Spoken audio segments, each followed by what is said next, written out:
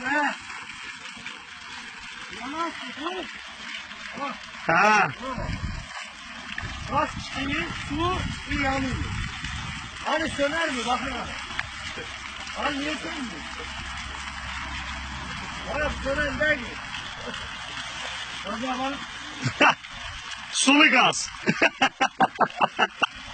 yanıyor lan. Su yanıyor. Ha suyun içine hava. Suyun içine hava yanıyor mu? Yok. Ha elin içinde yanıyor. Elin içinde yanıyor lan. Aha. Saniye sohbeti yanıyor. Su yağında elin içinde yanıyor. Aha. Bana korkma yine. Ay yok mu yanıyor? Yok saniyelerle yanı. Hala bak hala elin içinde yanıyor. Ben çekemedim. Yine bakın. Evet, kırmaya diye kaldık.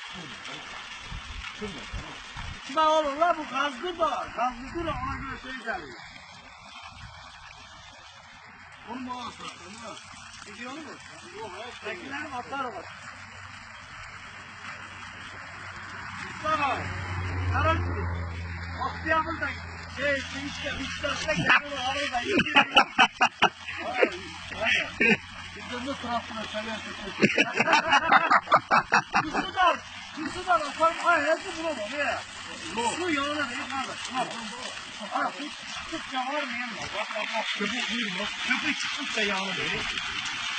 Buna bak ya. Allah sen saklayın.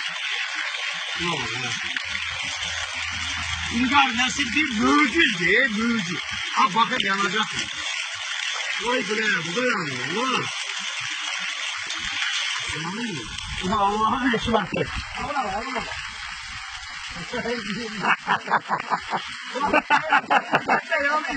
Ha. Yandı. Yanıyor. Mahsunda yumurta var. Mutlu geldi. Vay be. Buz diyor. Baksana tutuyor.